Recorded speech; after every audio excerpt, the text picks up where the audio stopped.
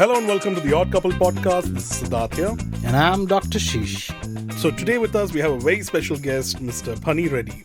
Phani graduated from computer science engineering back in 2004 and went on to do his masters in Australia, and that is where he found his calling in brewing beers. He brought back all what he learned there and started his first microbrewery in Bangalore back in 2014.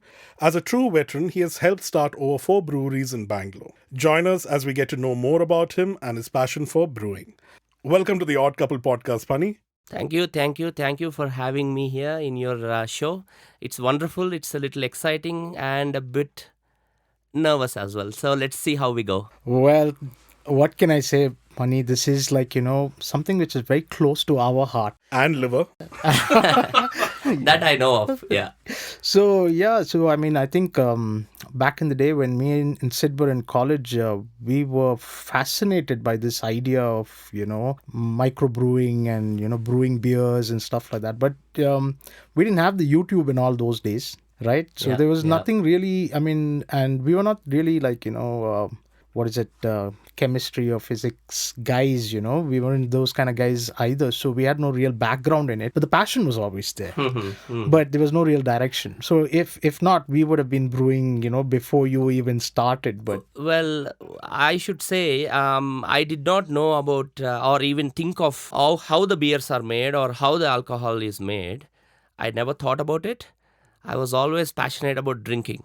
Oh, So I was always happy to have a couple of beers or a few drinks here and there. I mean, my attitude is simple: never say no to alcohol. yeah. So you have that in common with us, I think Yeah. so. What better reason to bring us together, right? That's perfect. So only when I went to Australia, only when I saw the varied varieties of spirits, not just beer, just spirits. That is when I started thinking about, okay, what is it? How is it made? Because you can have n number of things, literally. Warehouse full of spirits, literally. One big warehouse, like a D-Mart sort of thing, only for liquor. And I used to just lose myself in the aisles, just reading about what is on those bottles and the rich history on each and every spirit, how the founder of one spirit, let's say XYZ spirit, has gone through the journey, what hurdles he had to do. And there's for every spirit, there is a background story. And for every beer, there is a history. That is when I basically started, the intrigue started. Yeah, that's when the intrigue started. But what is your background in this? Are you like a Breaking Bad kind of guy who was just damn good at chemistry and said, Not I'm at just all. going to do this? Or Not like at I said, there was no YouTube and all in those days. So where did you learn all this? Or were you so broke that you had to start making your own beer in Australia? Not that also. I was very well off with my background in computer sciences. I was an SAP consultant for 8 years running. And I was always, even now I'm a guy who is happy to go out and have a drink in a pub. I never shy off from that. How it started? It started when I recently got married and my wife came over to Australia. My team of fellow Australians, they took both of us to a microbrewery. Until then, I did not know about microbrewery. That was in, I think, 2008. And first drink I had was a chili beer. I never had any chili beer before. I never even heard of chili beer. It was made with green chilies. And that caught my attention. And I thought, you know what? If they can make chili beer, I can make whatever, coriander beer or any beer. That's how the inquisitiveness and the curiosity started. So my first microbrewed beer, officially, I will say, it's chili beer. It's a great coincidence because you're from Andhra, the place for chilies, and I think it was like one of those ram moments in movies that you have like a perfect storm. The reason why I chose chili beer was for the same thing. I'm from Hyderabad. And they actually told, buddy, this is hot, very hot. And I'm happy to have hot beer because, every other food was bland. I started by reading a couple of books. Joy of Home Brewing was one of them. And you just experimented because making beer at a home level, I feel it doesn't require super knowledge of chemistry. At the end of the day, beer is basically fermenting. So, like you said, like there's not too much of chemistry involved. It's more like a recipe which needs to be fine-tuned. It's like how to make a rasam, but to get that right taste, the right balance of flavors and stuff. But how did you start getting into it? I mean, are raw materials easy to get to brew a beer? Over there in Australia, you get homebrew kits. You go to a supermarket, you get homebrew kits. My first homebrew kit was Cooper's homebrew kit. It was about $12 or so. So what does the kit consists of? It is not a malt kit. Malt, I mean, it's not a grain kit. They give you a syrup. It's called extract. So you have a syrup and you have some instructions. All you need to do is, and some hops. We'll get into that later on. And some other aromatics that are required in the beer. All you need to do is take a pot, pour some water, squeeze the extract, put some aromatics and hops, boil it, and then you also have the yeast, obviously, in the kit. And then you put it in a bottle and ferment it. Not bottle, actually. It's in a small can, water can. Wow, they make it really easy. So that was my first brewing experience. From there, I mean, it came out really... I mean, beer was not that great, to be honest. First beer. Much easier to go to a pub and grab a drink. However, there was a South African friend who was, my colleague, who was actually making some homebrew beers. So he helped me out. He said, no, don't use this extract kit. You need to go into the grains. That is where the real flavor comes from. So then I visited few brew shops. There are brew shops, by the way, home brewing shops there. So you can go to the shop, you can look for anything, and then you can just buy in small quantities, like a grocery shop, brewing shop. And then you just come home and do it. They even have a mill there. I mean, you don't even need to have mill in the home. They mill it for you. And then you just get the bag and then you start your brewing. Yeah, but in that case, in India, we've got a mill every corner. But I think in India, it's more about a legality angle of it. I don't think home brewing is legal, at least for a commercial point of view. And there's a lot of red tape around it in terms of how many liters you can brew at home. It cannot be for sale. As far as I know, whatever liquor, alcohol that you make should be licensed. Oh, okay. So even beer. Yeah, it's alcohol. So what about my mom's wine which she makes, which is like the best wine in the world? Again, when you talk about legality, it is not, but... My mom could be a criminal. Auntie. You'll have a lot of red tape here, as you know, yeah. Yeah. So, okay, one is the legality. So it's all legal back in Australia, and you had these homebrew kits, and then you went on to the grain level. Mm-hmm. So when did you move from a hobbyist to taking it more seriously, where you started liking the beers that you're making and you wanted to spread the joy and get more people to try it? To be perfectly honest, I think 2008 is when I first tasted. 2008 was in Perth. We were in Perth. We went to Perth microbrewery. Then we moved back to Melbourne, which is the East Coast. Melbourne is amazing. You have more microbreweries than obviously in Perth. So I started visiting. I think it was a Christmas night when we were getting smashed. And there was a couple of guys in my Southern Region director. He was interested in opening up a microbrewery. And I also was actually interested in such sort of venture because, okay, very well paid SAB jobs. But again, the passion was, manage your own business, not 9 to 6 job. It gets over a period of time, over there especially, you wake up, you go to sit in the metro, you go, you come back, sit in the metro and come home, done, day done, 5 days, and Friday night, pub, come back home, weekend is shopping, cleaning, and you're done. The next day, Monday comes. It kind of got monotonous.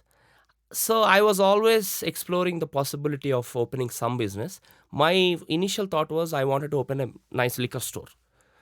But since these guys were interested in opening up a microbrewery, that is how this all started. So, I understand that you started your microbrewing, and I think Sid asked you this, but, for me, the defining moment, I feel like when you went from home brewer to master brewer is when you have the friends like us, who say, "Honey, what did you brew?"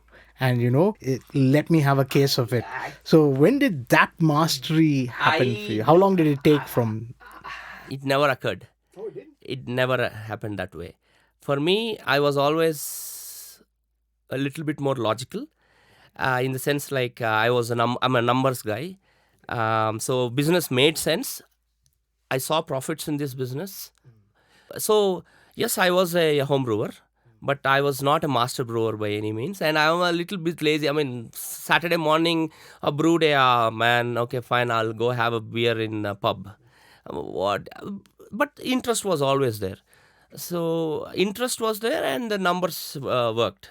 That was the reason why I came into the business. Now, that was your story in Australia, but you managed to take all what you learned there, whether it was the business, whether it was whatever you learned in your, your microbrewing, which you did at home, and you decided to come back to India. Now, what made you decide to come back to India? Because India is the last place I'd ever think about, brewing, because back in the days, there was no microbrewery here. It's only after 2011 or 2012 that it all started, and then the scene just exploded with, Yeah. So I don't think that was a logical, It was. move. Shall I say? Yeah, sure. The reason for coming to India was entirely family. My dad never wanted me to stay back in Australia. That's it. Me and my dad actually scouted few places in Melbourne to open microbrewery. We did that too back then. But he never wanted me to be there, and he said, "If you want to do it here, why don't we do it here? Because your brother is also there. You both can do it." Wow, that's a very supportive dad. If I went to my dad and said, Dad, I want to open a microwave, he'd slipper me. He's worried. He found a means to get me back from Australia to India. That's the real reason. That's the means. He knew that I would not come and work here.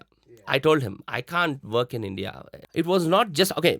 First is my dad and my family. They wanted me to come back. That is one reason. Second, I actually went through the statistics. Whether I did not know about the problems or anything, but the statistics and the growth rates and the demographic, and I have gone through all those, and I felt that microbrewery would be a niche business.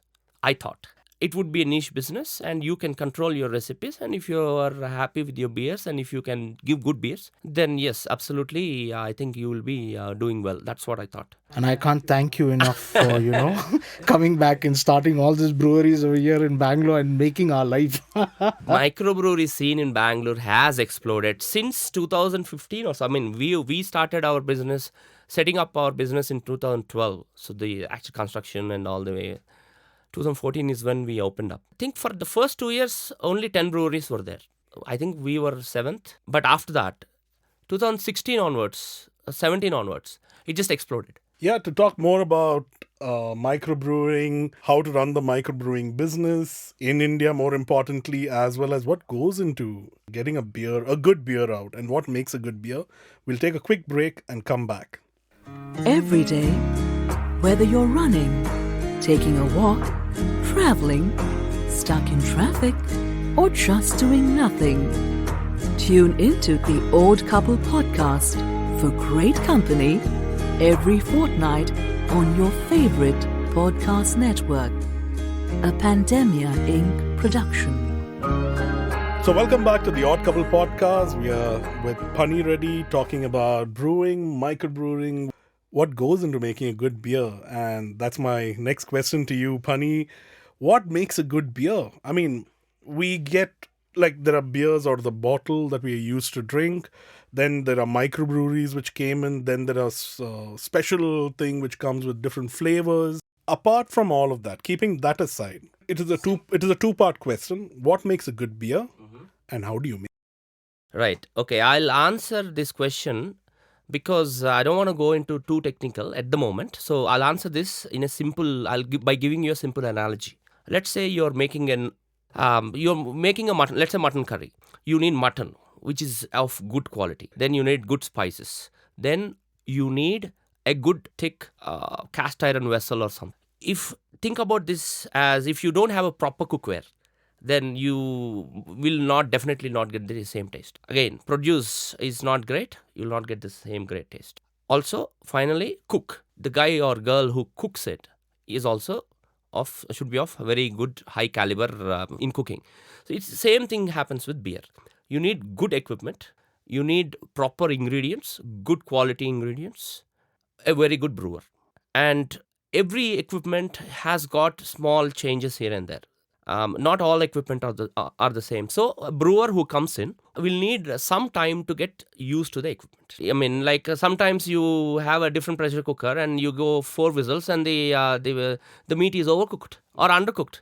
So you need at least 6 months of time for a brewer to get used to the recipes and the equipment and all that, and then you can get the beer done. So yeah, four ingredients is 4 things are equipment, good quality ingredients, brewer, and a little bit time.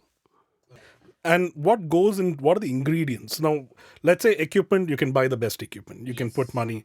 Produce, you can try and get, a brewer obviously is very well qualified, has done a lot of it and gone through the trials and things. But what goes into a beer? Because all of us are used to drinking beer and we're like, oh, it's made of barley. Then we see wheat beer. Then, as you said, some chili beer. But what goes into it? What are the main components and what are the flavoring components? Simple. Malt, which is grain. Brewing terminology, it's malt. Malt means a little germinated grain. So they allow the grain. This grain is wheat, corn, what? It could be wheat. It could be barley. It could be hops. So these are the things that a lot of people don't know. Hops are plants. It's like a tea. It's some sort of plant. One sort of plant. It's called hops. Water and yeast. That's it. Just 4 ingredients. Yeah, that's what we do in microbreweries. We use only 4 ingredients, and you have flavor. Like you want to put in chili, you can put in chili infusions, different infusion, like lavender. So I have seen a few breweries doing lavender ales and all that, lavender beers.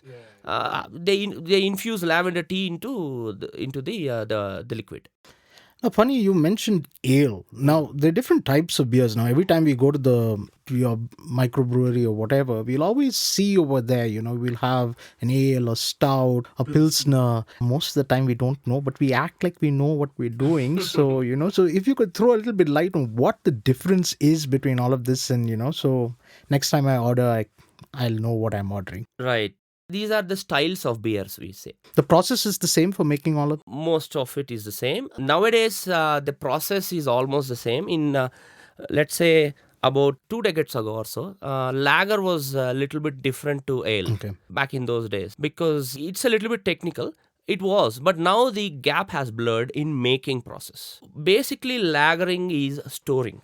Oh, okay. Conditioning and maturing a beer is basically lagering is called that. It's maturing, storing. For example, you make a beer, you store it for 10 days. That's lagering. What happens with lagering is flavors mellow down.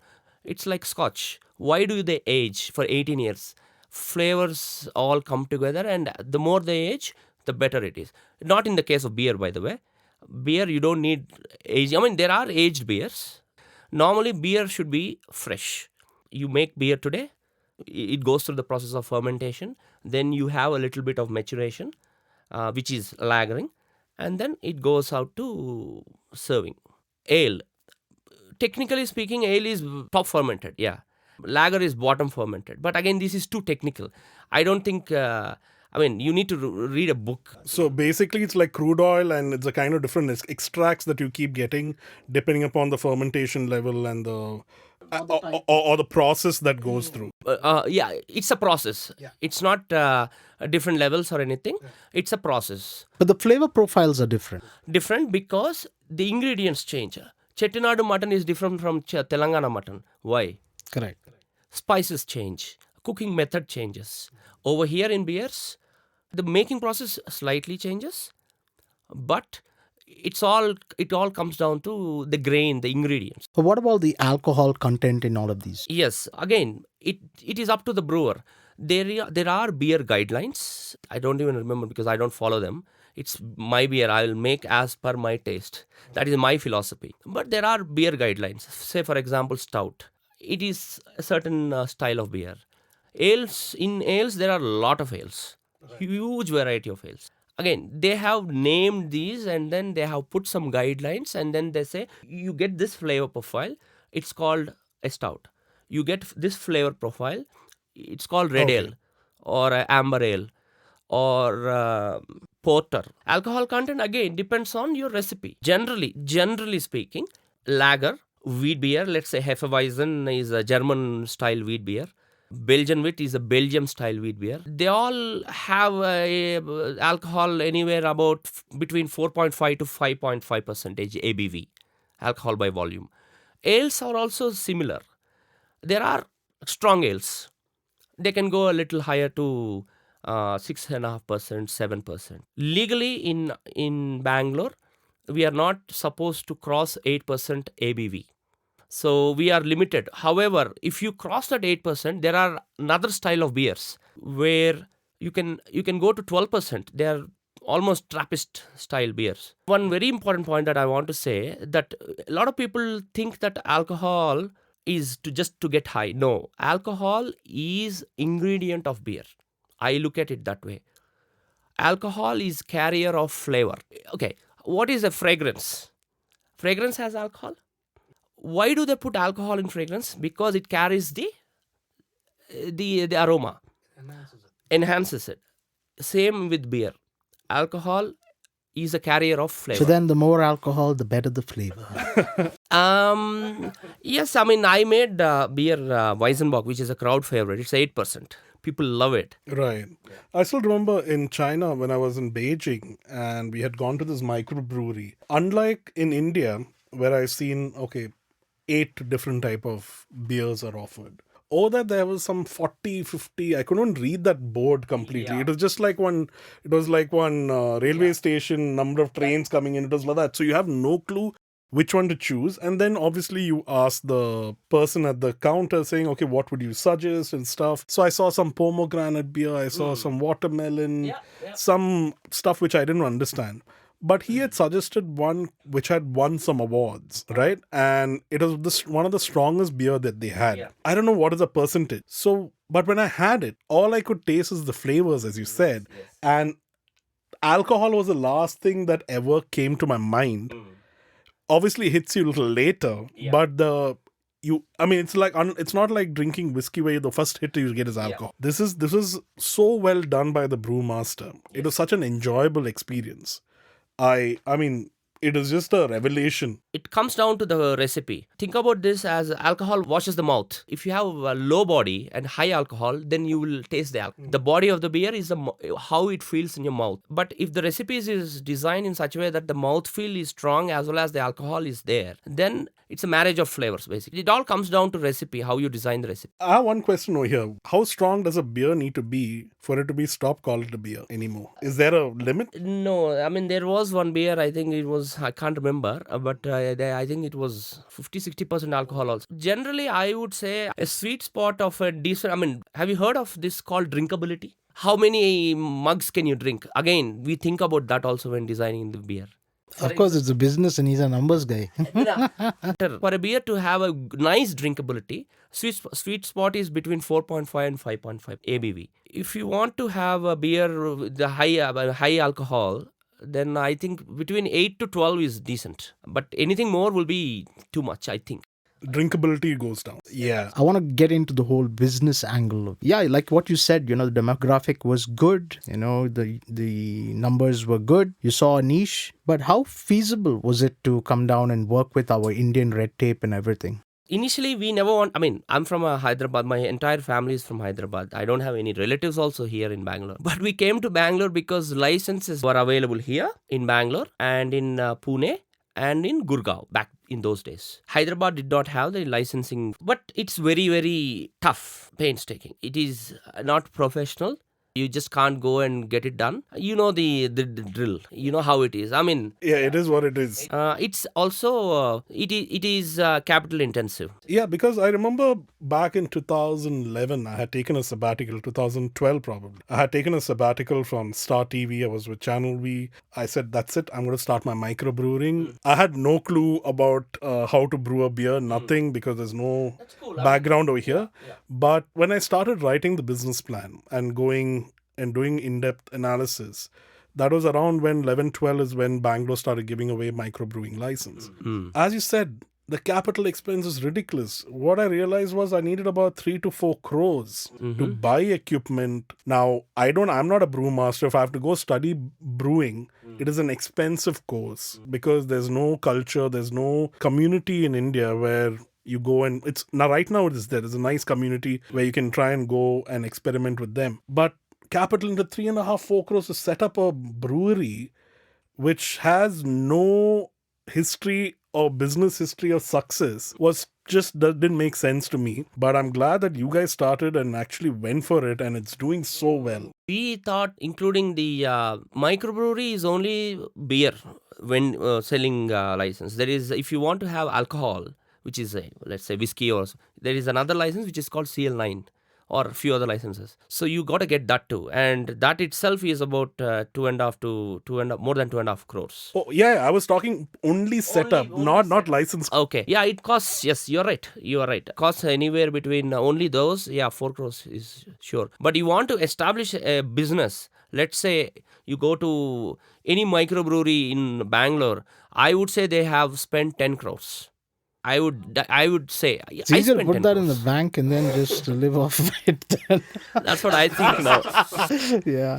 Put it in the bank, chill, get a driver and roam around, and then have the beers, because there are a lot of microbreweries. I can just go and have. Now you started beer. the culture. Now you can live off. But true, it is very capital. So, which was your first brewery which you opened here in Bangalore?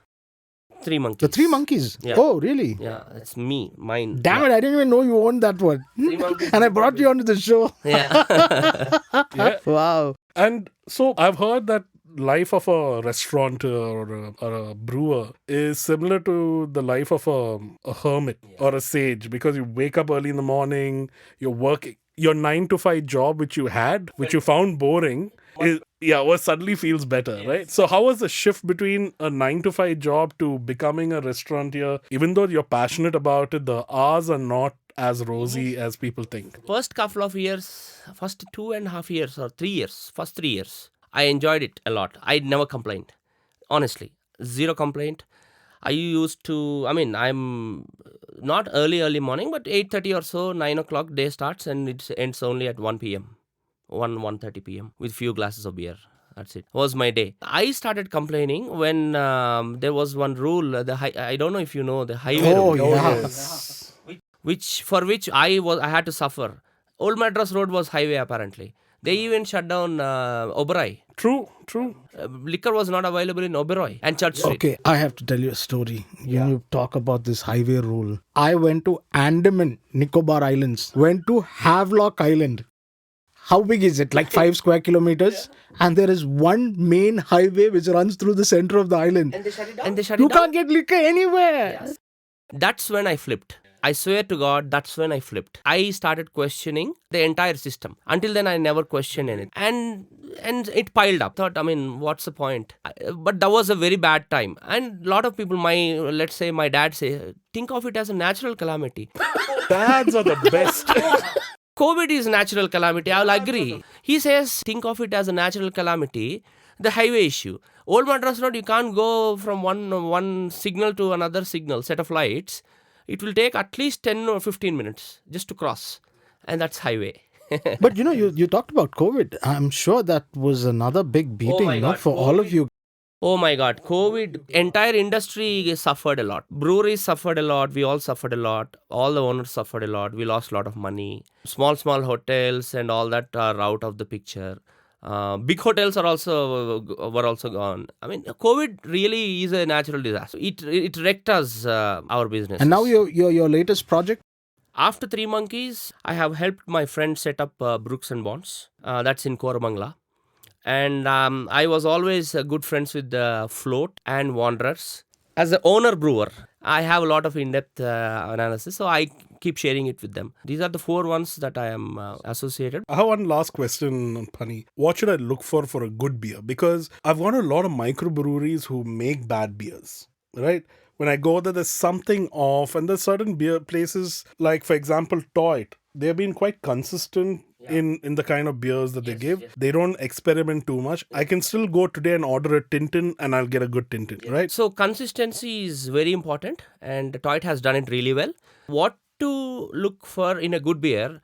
again, I will give you a generalized perspective because, again, a lot of beers have a lot of different things that you look for. A beer should be bright. It should not be cloudy. If you put a light on your glass, through a glass, it should be almost translucent. Okay, it should not be opaque. And head retention should be good. The foam on the top is actually really good. I want to tell all your viewers, foam is good. Head on the top of the beer is good. We have a tendency to not to have the foam and drink. A good foam, good head is one of the good characters. So while I'm pouring a glass of beer, the aim is to have a good head and not to pour a glass of beer without any head. Without any head is very bad. Yeah, very So bad. what's the future again for Bangalore and the microbreweries? Do you see a good scene happening? Do you see the red tape all coming down? I don't see red tape coming down anytime soon. Not at all. I don't think that will ever happen. But I think we have come to almost a saturation point because every locality has got microbreweries now. So I feel maybe another 20% growth, I think, will be there. No, I mean, not a lot of breweries in Yelahanka. I think that is a place where I can expect few breweries. So if any of you guys are listening from the Yelahanka part of Bangalore, there is opportunity. Yeah. Definitely. So open a microbrewery and please invite us. We'll be happy to come there and bless your new establishment. So thank you so much for listening to the Odd Couple podcast. And thank you so much, Phani, for enlightening us about beers, what goes into it. I didn't know it was just made with four items. It was just ridiculous. It seems like far more complicated, and I'm sure it is far more complicated. So thank you for coming in and explaining all these things to us, and all the very best for your future endeavors. Thank you. And I think we should go have a beer. Yes, now. definitely. Never mind. Yes. All right, guys. See you. Bye-bye.